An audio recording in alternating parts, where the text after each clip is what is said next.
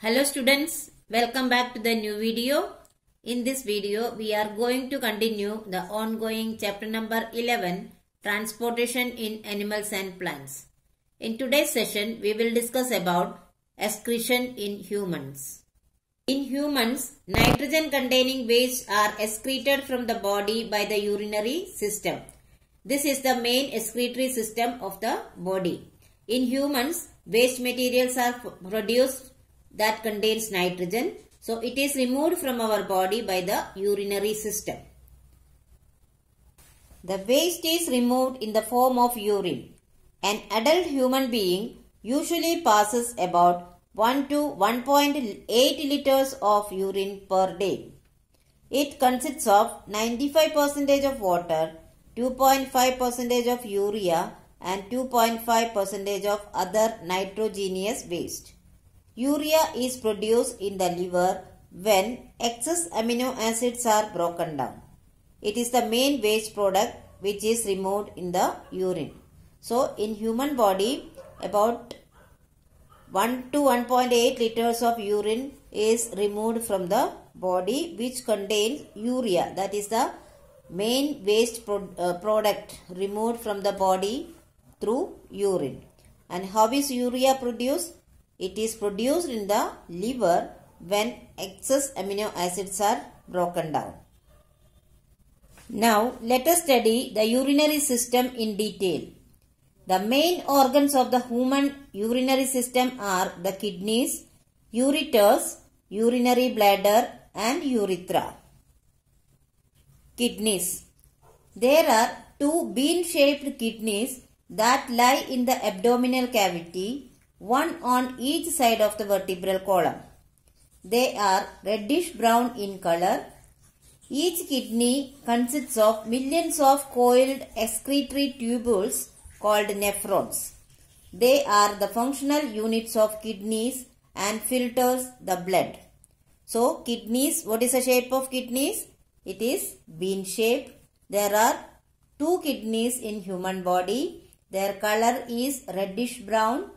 And each kidney consists of millions of coiled excretory tubules and they are called as nephrons. So we can say that nephrons are the functional unit of kidneys.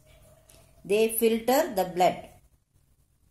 The renal artery is a blood vessel that carries oxygenated blood to the kidneys. As it enters the kidney, it branches further into very smaller vessels to reach the inner parts of the kidney. When the blood passes through the kidney, it contains both useful and harmful substances. The useful substances such as glucose, amino acids and salts are reabsorbed by blood in kidneys. The waste dissolved in water are sent out as urine. The filtered blood leaves the kidneys through the renal vein which carries the deoxygenated blood back to the heart. So, when the blood passes through the kidneys, it contains both useful and harmful substances. In that, useful substances are reabsorbed by the blood in the kidneys and the waste is sent out as urine. So, the filtered blood, that is deoxygenated blood, is again taken back to the heart through the renal vein. The next organ of urinary system are ureters. They are a pair of tubes that carry the urine from the kidneys to the urinary bladder. So, ureters take the urine from kidneys to the urinary bladder. The next organ of urinary system is urinary bladder. It is a hollow, elastic, muscular bag-like organ. The function of urinary bladder is to store urine temporarily.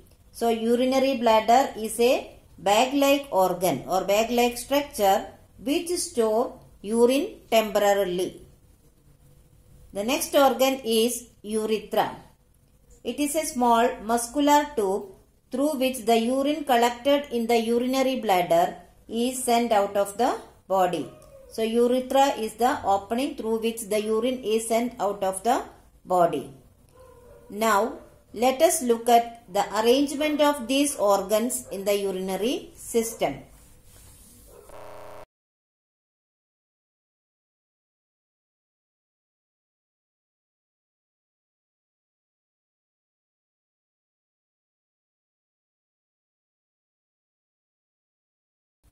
Though the kidneys are the main organs for excretion, the skin, lungs, large intestine and liver also help to remove the various metabolic waste produced in the body. Skin.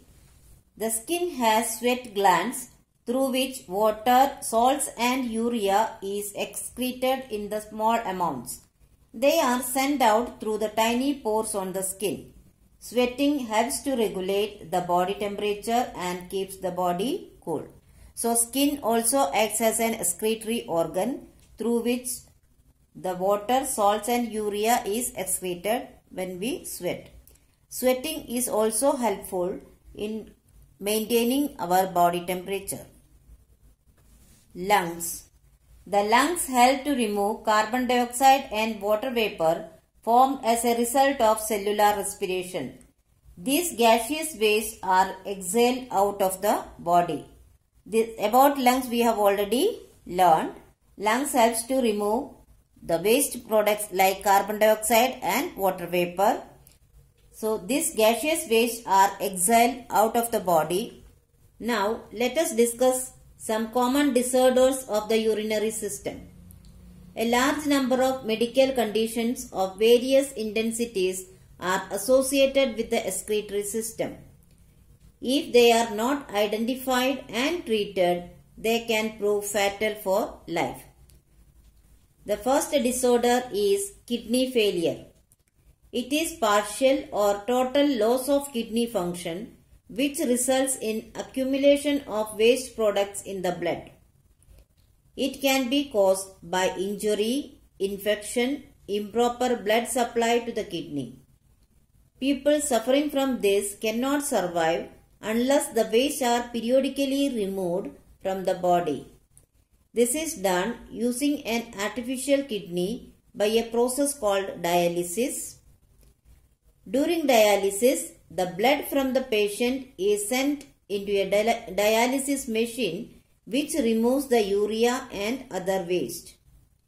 This filtered blood is sent back to the patient. Kidney transplantation is another solution. So here kidney failure can be due to the reasons like an injury, infection, improper blood supply, etc. In whatever the case it may be, it should be treated. Otherwise, it can be fatal for the patient. So, this kidney failure can be treated in the different ways. The first one method is dialysis. During dialysis, the blood filtration is done using an artificial machine called dialysis machine.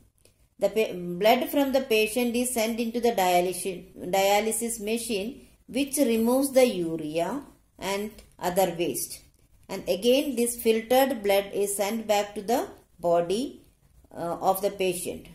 Another method is kidney transplantation, which is also a very complicated method. Kidney stone. It is a hard crystalline mineral material that is formed in the kidney or urinary tract. This can lead to severe pain and blood in urine. Dehydration is a major cause of kidney stone formation. So, another common problem of the kidney is kidney stone. It is actually a mineral material formed in the kidney or in the urinary tract. But this problem can be very painful, and it is found that dehydration, that is the lack of water in the body, is one of the major cause of kidney stone formation.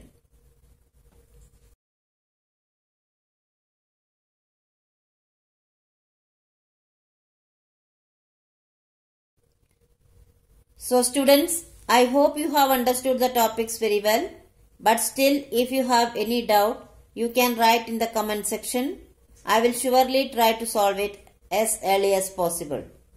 Here are some review questions. Please solve it in your notebook. Thank you.